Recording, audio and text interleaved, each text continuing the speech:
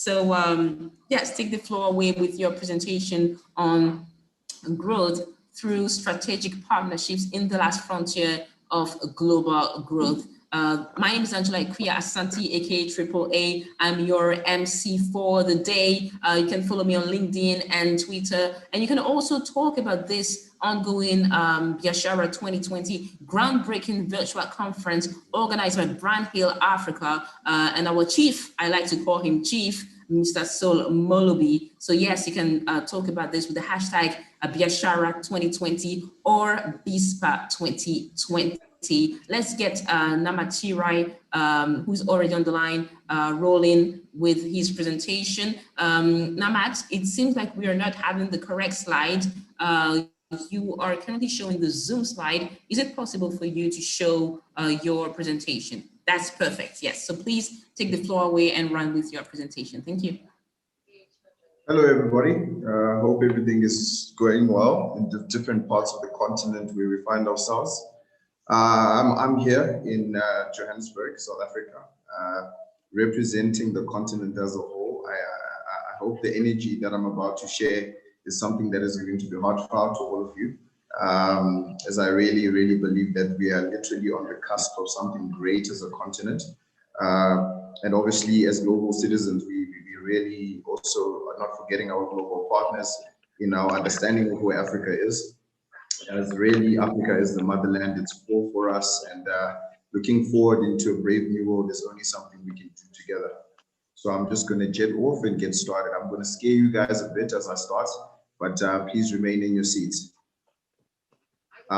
Usually, whenever I start a presentation, I always try and be reminiscent of everything African. I think many that would speak of me in my in me not being around would be able to testify to the fact that Nama is ultimately a super Pan-African. So today actually marks the independence of Tanzania. I'm not sure if there's anyone in the group that is representing from Tanzania, but yeah, it's definitely one of those days that we must definitely record of.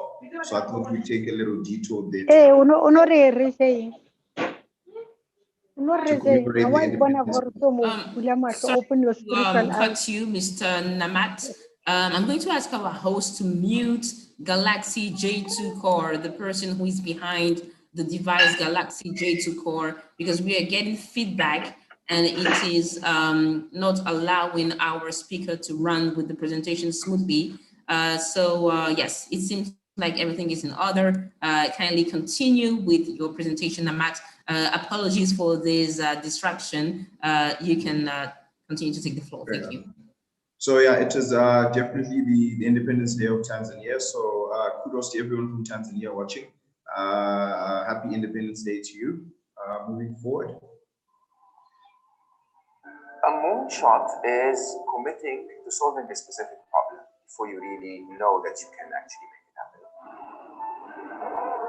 My name is Mo. Hi, I'm Mo.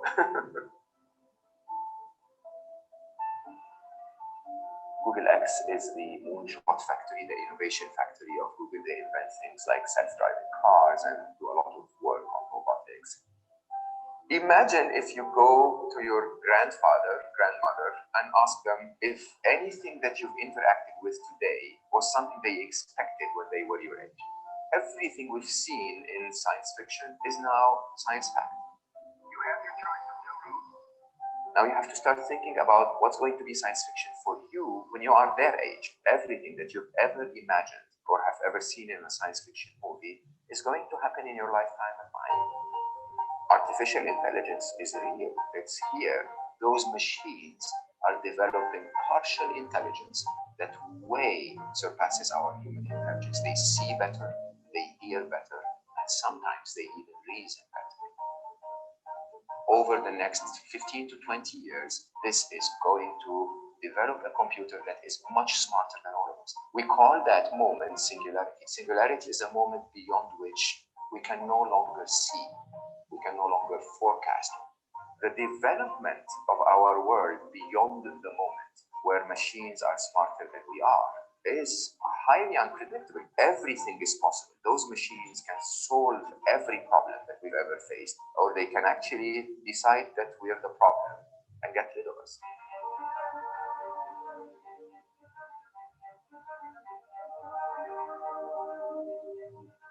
How do we contain them? We don't contain them at all. The best way to raise wonderful children is to be a wonderful parent. It's not the inventor of the technology that's going to set the tone going forward. It's the technology itself that's going to use the knowledge, the values that we communicate to it to develop its own intelligence.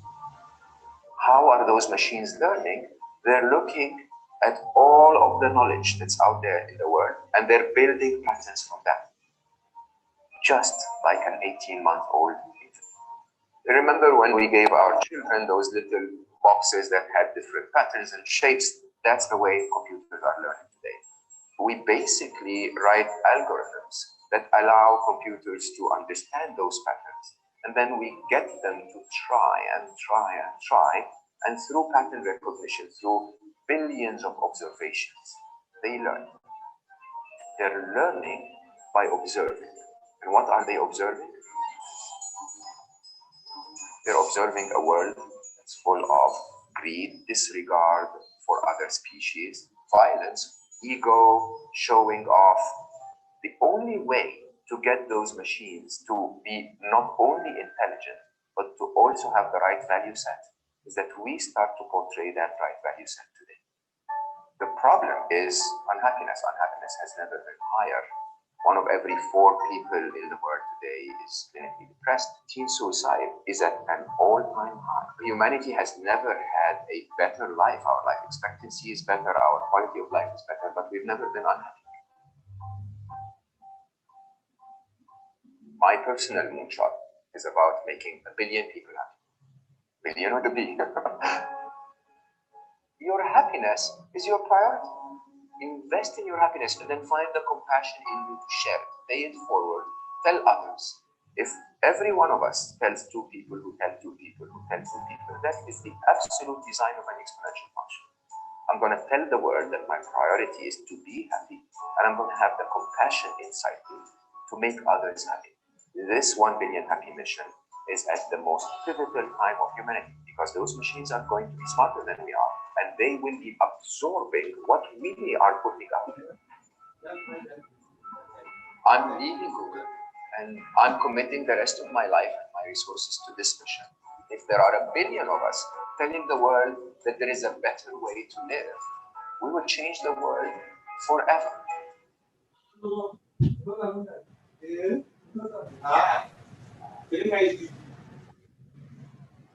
So guys, as I mentioned earlier, my name is Namatirai Zinyohwera. I'm an ICT business development based in Johannesburg. I hope I'm not totally scared to you about machines taking over the world, but I think this was a very important piece to share with you guys in terms of realization of purpose and realization of mission. Here we have a continent that has had many problems. Africa is not new to suffering. Africa is not new to problems. But I guess the bigger question is to say, what are each one of us willing to do? So my personal moonshot is to build a network of 1 million executives across the continent. And I've begun tackling that with various stakeholders. Most honorable amongst them are former Ambassador Somolobi has been very instrumental in assisting the growth of that. As we go deeper into the presentation, I'm going to share more and more information about some of the networks that we are building from a business perspective in the eve of what I call the eve of the African Free Trade Area.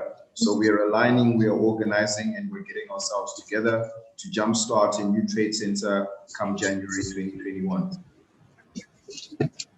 So the company that I come from is called Sabbath Business and Risk Consulting. What we do is that we have made, hello? Hello? Hello?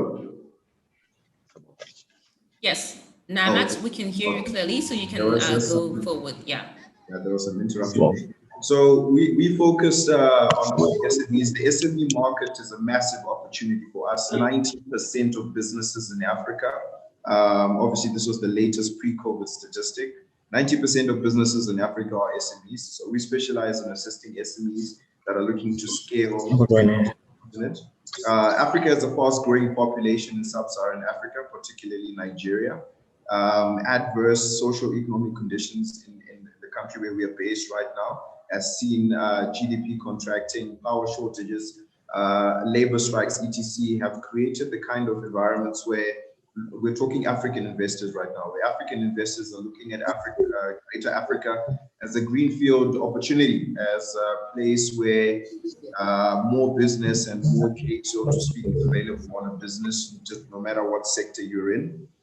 Muted credit demand, but in sectors such as insurance and government have an opportunity to support businesses, that there is a massive greenfield. Sorry, we need every speaker who is not speaking to mute themselves. So, Lechala Bam, please mute yourself. Sorry. Thank you. Yes, let's proceed. So we are in the eve of the African Continental Free Trade Area starting in 2021. 1st of January 2021 is what we have been advised the date will be. Obviously, this was vis-a-vis the delay that COVID-19 cast as a spell on the operationalization of the African Free Trade Area.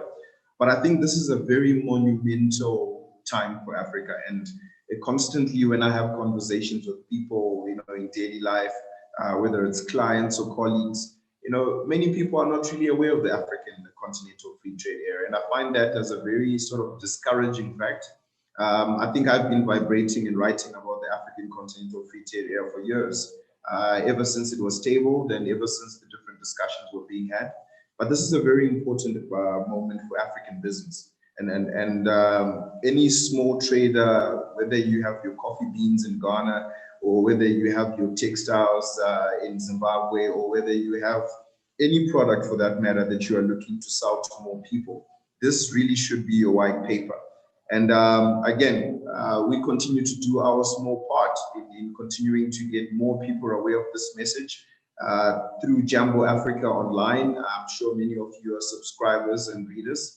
We make extensive efforts to inform and to make the African Continental Free Trade Area not just something that is relatable to multinational companies, the Googles, the Facebooks of the world that are looking to scale across the continent, but something that is relatable to local companies as well.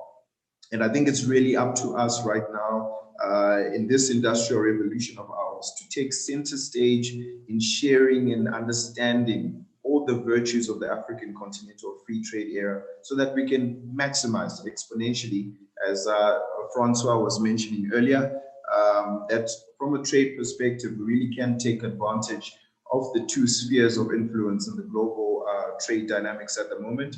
And the guiding, the spearhead of that strategy is obviously the African Continental Free Trade Area and the merits that it brings to trade. We've got many leaders across the continent, and I think brave and most brazen amongst them is the Secretary General of the African Continental Free Trade Area, Wamkele Mene, who has, I think in the past couple of months since he took over the Secretariat, has really been battling, tooth and nail to get this going. And I think they just sort of had to put a peg in the sand and put it as January for the operationalization of the African Free Trade Area. But again, we continue to be inspired. A few days ago, I read an article about, perhaps I heard a lot of logistics companies on the panel today that were talking very deliberately about some of the plans that they have. I definitely know that the Secretariat is supporting such plans and is even making funding accessible, because obviously the poor infrastructure that has marred African trade for decades still exists, January or not. So the Secretariat is making massive investments in that, and we really look forward to many more stakeholders taking advantage of such opportunities, especially directly from the Secretariat, to do more trade and to obviously have more infrastructure investments as we go forward. Another key lady who I think has become a very monumental centerpiece for African trade is Ngozi Iweala. She's a Nigerian economist and international development expert. As you know, she was also slated to take over the World Trade Organization as well. but obviously through the sort of opprobrium and public discussion that's going on there regarding her candidacy. I'm not quite sure, or we are all not quite sure yet where her role is going to land after the storm. But nonetheless, she has really been able to create a voice for women, which is a very, very important realization in the SME space that we play in, because the majority, almost more than 70% of the continent's SMEs are actually run by women. So women taking center stage in the African free trade area is not just something that is being done as a move of the times. It is a reality that has been researched by international experts to really bring out the statistics that back up that if we really empower our women on this continent, we can empower our SMEs, and in empowering our SMEs, begin to build the kind of local domestic enterprises that will take Africa to the next level. Last but not least, Dr. Akuime, who is the president of the African Development Bank, I believe that he's done very well. He's done very, very well in the second term now, to really be able to usher in, especially from an infrastructure side of things, the kind of conversations that we need to hear, the kind of hope that we need to hear, the kind of persuasion to global investors that needs to be there for us to be able to attract. Because at the end of the day, finances will always remain an important lever for any kind of economic activity. So we obviously need front runners like Dr. Akuime, who have done, again, an exhaustive amount of work in trying to position Africa for the African continental free trade area to be able to take root. So Africa has been tabled by many as the last frontier for global growth. And there are many statistics that back this up. If you combine the African economy as a whole for 2018 and 2019, Africa was leading insofar as global growth is concerned. I'm not talking of individual African countries. I'm talking about African GDP combined. The growth levels were encouraging. Obviously, now in a COVID world, those statistics need to be updated. But I think the growth part of Africa has to be noted. Obviously, with the front runners like Kenya, Nigeria, Egypt, and South Africa really representing what economic growth means. Most of the countries still lagging behind a bit, but I really believe that there's two ways of thinking about poor growth in Africa. One side of things is to say an economy did not perform well. The other side is also to say there's greenfield opportunities that were not capitalized on. So I like to think of the poor growth of the other countries in Africa, not as a bad indicator, but as a positive indicator to the opportunities that almost lie fallow in all these territories across the continent. There must be a global context of AFTA. After all, we live in a very globalized world, and the Sustainable Development Goals, in which Africa has done pretty well in, more women, or should I say more girls are now involved in formal education. Africa has opened up way for treatment of people that have suffered from the likes of HIV and AIDS. We have fared pretty well insofar as aligning with our Agenda 2063, which another speaker mentioned earlier was put together by Zuma when she was part of the African Union. But I guess there's still, there's still a long way for us to go. As you can see, the Sustainable Development Goals are going off behind you. And those are definitely key areas that, although we have the African area running in one direction, the overall context should be one based on our Sustainable Development Goals, where we obviously get assistance, not just supranational organizations, but also international partners that are coming to assist in different activities on the continent. So whilst we are obviously very enthusiastic about the continental free trade area, we must again remain aligned with Sustainable Development Goals, which shape a greater picture of prosperity for all Africans. So growth through strategic partnerships is really where it all is. I think Africa is a country, it is a continent of many countries. It's not a continent of one country. It is the most culturally diverse continent in the world.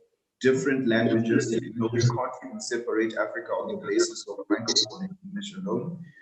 The language barriers are massive, but beyond that, Namat, just to cut you through, we need to have GM, an audience member called GM. We need to have them muted, please, because they are giving feedback. So please mute GM so that we can continue smoothly with Nama's presentation. We have just about a couple of minutes to go. We will take questions and then we will wrap it up at the top of the hour. Thank you.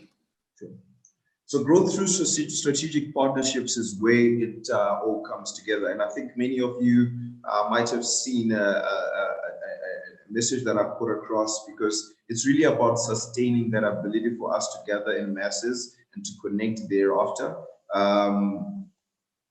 Going forward, I am personally an avid networker. I mentioned to you that my own moonshot is to connect over 1 million executives across the continent.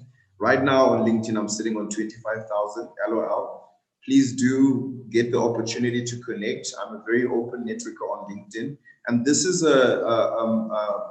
only a lobby. This is only a starting point into getting into the greater network. As we go now, I'm going to explain to you more functions. So what we have created is the All Africa Business Group, which runs off WhatsApp. And the All Africa Business Group right now is sitting on about 54 executives from all over the continent and parts of the greater world. In there, we've got members of the public sector, ambassadors, we've got CEOs of companies, directors of major companies in the continent as well, local players also at an SME level, ambitious players at a startup level. We connect all these people together in one place where they can get updates on current news. We tend to want to align our opportunities with the African Union. So if the African Union has got any services or opportunities that it wants distributed to people, we're an avenue of distribution for those opportunities as well to our membership.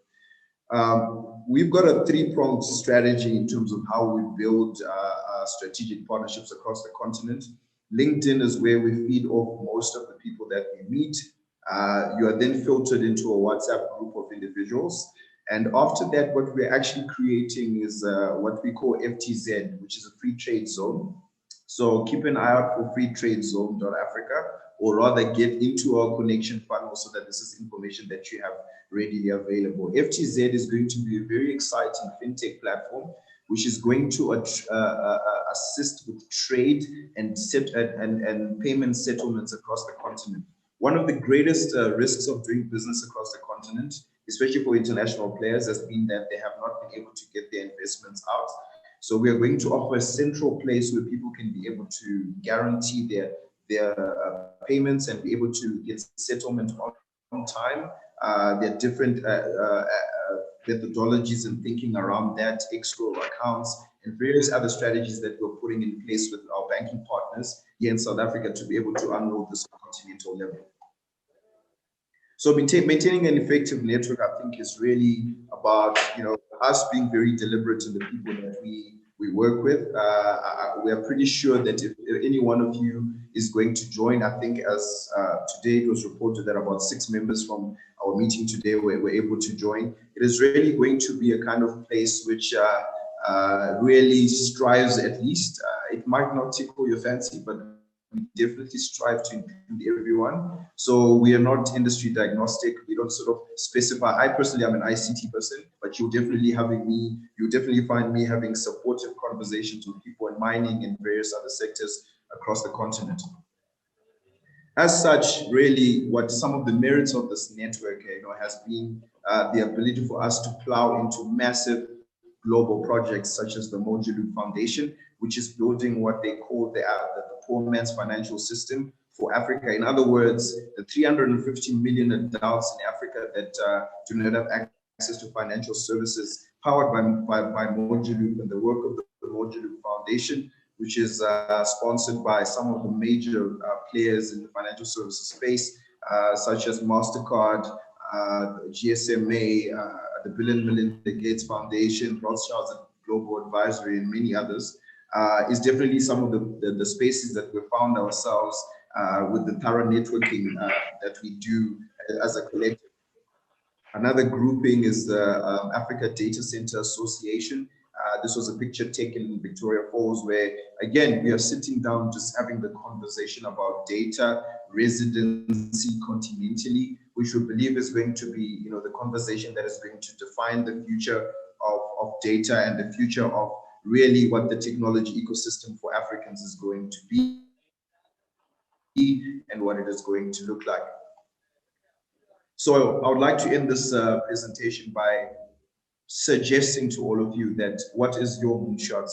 Mine is 1 million executives in the next 10 years across the continent, uplifting people out of poverty, building sustainable businesses, collaborating with international partners.